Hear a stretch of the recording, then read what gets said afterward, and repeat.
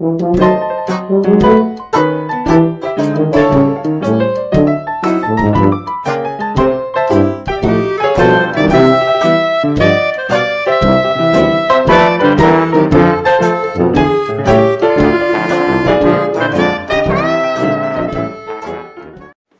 everybody, it's Grandmama. Time for another story from a hometown scrapbook by Ben Weatherwax.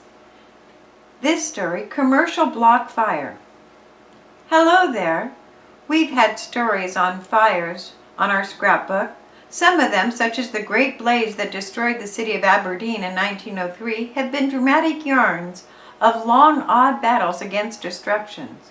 Others, like the fire that burnt the former Hometow Hotel, lands right up to the sidewalk, was a tragic spectacle, although to a few it was a menace to homes and properties.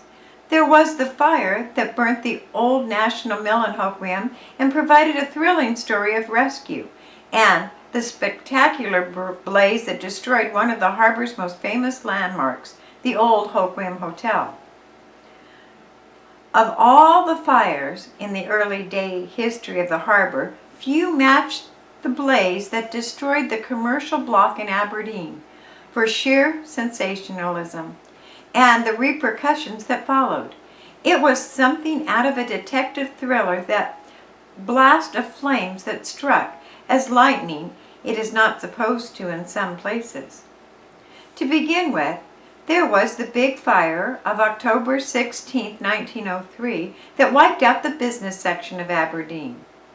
The Great Fire of 1903 started on a Friday morning, about the time the merchants were opening up their establishments. In a wild, destructive day, it raged across the city, leveling 20 acres of business buildings, homes, and public structures. It took 4 lives and left the city reeling from its loss. In the days that followed, merchants and business people sought new quarters for their requirements. Rooms over the town's old saloons were put into use. Shacks were constructed temporarily to house the burnt-out businesses. Some operated from tents while plans were being drawn for new buildings. The Aberdeen City Council met in emergency session to push through new fire ordinances and building codes, and a week after the disastrous fire, the city thought it had pretty well gotten things under control. Many of the merchants and professional people had moved into the city's new commercial block, a brand new and imposing facade of wooden buildings that faced Market Street on the south side between H and G streets. B.J. Garm had moved his shoe store into the new structure, and Shelley Brothers were operating their grocery store out of the building. In addition, it housed Rogers Brothers Flour and Feed Store, Mike Ryan's shoe shop at Murphy's Bakery. George Wolfe had gathered his merchandise out in the middle of Heron Street when his store went up in flames and made a new store in the commercial block.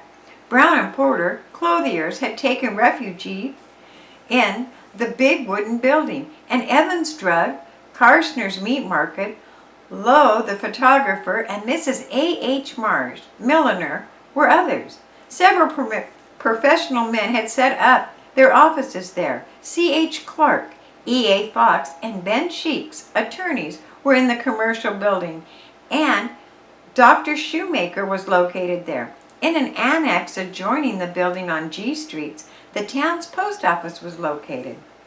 While those who had lost buildings in the big fire of October 16th were starting to rebuild, Aberdeen's business shifted to a wide plank street that Sam Ben had planned for the market area of the city.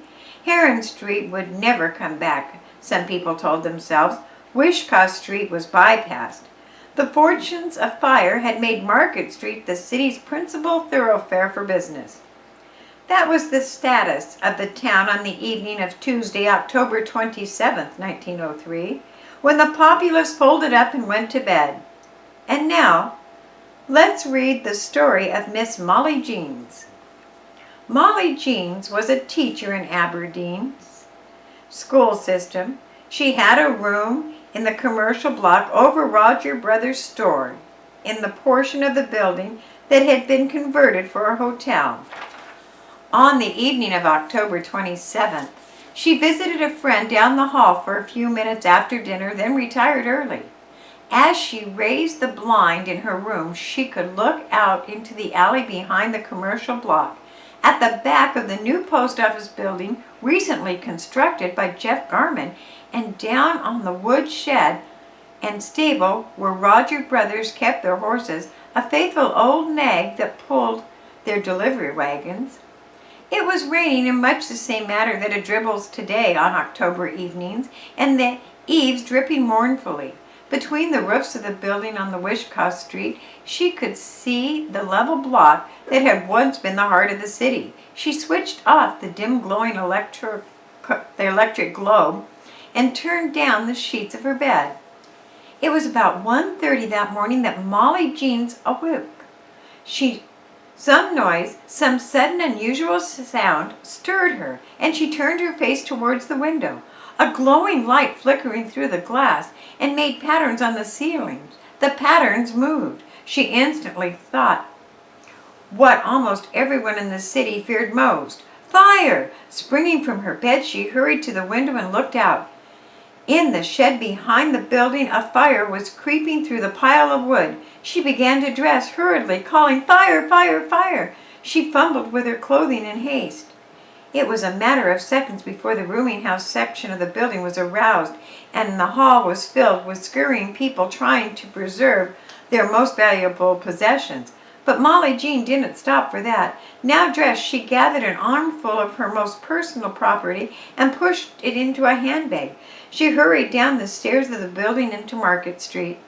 The street was still dark. The flames that had wakened her were licking at the rear of the building, and there was nothing to indicate another impending holocaust except the shouts of some of the tenants in the hotel portion as they roused the heavy sleepers and began to open the windows to throw out their possessions onto Market Street. Molly Jeans was a woman with a purpose. Perhaps she had rehearsed in her mind just what she would do if she discovered a fire. Perhaps she had read somewhere of a woman who had used her head in a time of crisis and had known in advance just what to do. She never told that part of the story, but she hurried west along the plank sidewalk on Market Street, running in the direction of the Congregational Church, which stands today just where it stood in 1903. While the town slept, except for a handful of hotel residents who were hurriedly evacuating the building, Molly tried the door of the old church. It was before the building was raised to provide a basement, and the belfry stood above the entry to the city level. The door was not locked. Molly hurried in and set down her suitcase. She seized the rope of the church bell, the same bell that rings today to call churchgoers to Vespers. And into the still night of the little town went the ominous and sudden clanging of the bell. Now, if you lived on Grace Harbor in the wooden days, you will recall how fire was the most dreaded of all menaces to the residents of the sawdust city. In that day, nearly all the buildings were wood. They stood side by side in narrow rows, an invitation to fire to wipe out a town as it had wiped out Aberdeen's business section just a few weeks before. With that disaster fresh in the minds, the citizens rose from their beds with apprehension as the bell began its wild clanging. The sound of great gongs could be heard in Hoquiam through the still night air. In Cosmopolis, the people of the hamlet heard the clanging of the great bell, the only bell of the harbor with that tone, the only bell in Aberdeen now that the fire hall had been destroyed by the fire on October 16th. In the two adjoining cities, people woke and looked in the direction of Aberdeen. In a few minutes, they knew the answer, for in a few minutes the sky began to glow. They knew it was another fire. There was little that anyone could do. The fireball turned out the Aberdeen Volunteer Department, and again they threw themselves into the fight with the same determination they had shown against the overwhelming odds the 2 weeks before. In Hoquiam, the volunteers turned out and began to dash to Aberdeen to aid the battle against the blaze. But In the half an hour that it took to get Aberdeen's equipment on the scene, the commercial block, a full block of sprawling wooden buildings, was a mass of flames. Some of the merchandise had been saved from the shops and was stacked in the sawdust street of Market. Everyone who lived near the building had helped in the salvage work, but the fire had spread so rapidly that little could be saved. One citizen had rushed into the stable where Roger's brother's horse was stalled and had led the faithful nag to safety, then turned him loose. But the horse, alarmed by the excitement around him, ambled back into the stall again just a few minutes before the building became a mass of flames. He was burnt to death before he could be rescued again. When Chief Collier and his Aberdeen volunteers found that they could not save the building, they turned their efforts to preventing a spread of the flames to the little of the town that had survived the first blaze. They tried to protect the new post office building, but it was soon out of control. A crew fought to stop the flames short of George Edmund's house, but the flames leapt the gap and the house went up in a column of fire. The drizzle of rain continued, but the wind from the west fanned the blaze and sent embers into the air to drop as far away as Wishkah River. The firemen were able to save the buildings on the north side of the street, keeping them wet. They steamed and sizzled, but none caught fire. Throughout the night, the twice burnt-out merchants and businessmen stood guard over their piles of stock in the street. Businessmen located in the Zalesko and Becker buildings, not the tall building that houses Aberdeen's professional people today, but a wooden structure that stood where the Central Drugstore is now located, had removed their stock to the streets when they felt that their premises would be burnt. While the rain protected them, it also ruined their stock. Wednesday morning saw a sorry scene. Aberdeen's business section was gone. The last available stock of merchandise in town were wet and ruined in the sawdust street.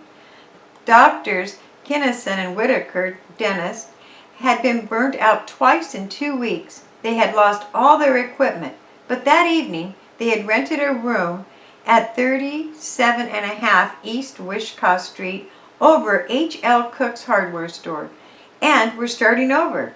Karshner Brothers erected a temporary wooden building at 48 G Street and hung up a quarter of beef. Brown and Porter found a space at 200 Market Street and had an ad in the evening edition of the Aberdeen Bulletin announcing business with special prices on damaged merchandise. The town started its cleanup on the second Great Fire in 10 days. Almost as the fire died down, merchants began to move their stock out of the rain, and by 8 o'clock that morning the streets were again clear of their dripping piles of merchandise. Some lost all their stock, but had covered their store with insurance. George Wolfe had 100% coverage. Others, like Mike Ryan, had lost everything and had no insurance. John Ugo, a Puerto Rican who had drawn $450 in gold from the bank the day before, lost it all when the hotel burnt. The post office set up in the Oddfellows block where the city library had been located. The relief committee that had been working to help the victims of the first big fire now turned to helping the new sufferers.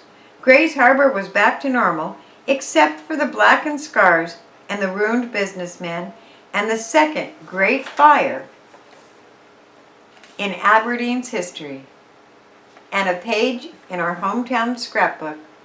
Thanks for listening.